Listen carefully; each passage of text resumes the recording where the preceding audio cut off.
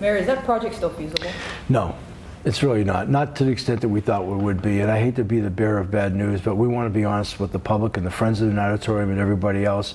You know, we spent $2.5 million to do some plans, and I find out that there's legal cases involved that have been going on for quite some time about liability, and even the people who were counting on to raise the money.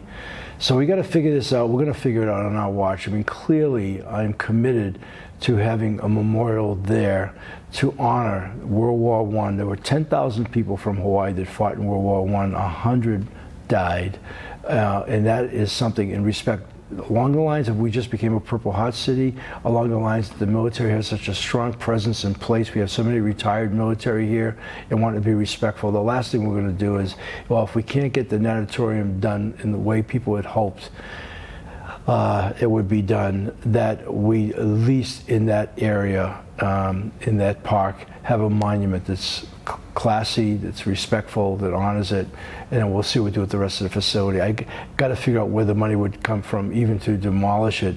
The price tag initially, at one point in time, admittedly even a few years ago, was at around 35 to 40 million. I've now been told of late it's a lot more than that, and so we're going to have to figure out what we do. I said this recently, you know, I used to go to San Souci all the time when my kids were small. My daughter just turned 40 yesterday. My middle son's 45. My oldest is 48. I remember when they were little kids on that beach and it was boarded up then. How many years ago was that? And it was not, you know, and we got to address that. And, you know, we just have to get that addressed because, first of all, it's an incredible piece of shoreline. We had all good intentions. I even went last year, Memorial Day, and spoke to them and said we really intended to restore that and bring it back to its.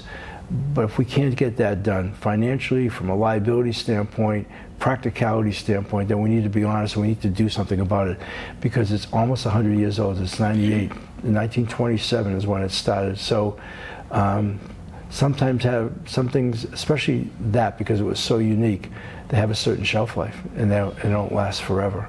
But that doesn't mean that what we honor can't last forever. And not only to recognize the past, our present, but the future. So we're going to have to rethink the natatorium or what that monument stood for and put it in a different place, and then we'll deal with the rest of it on the ocean.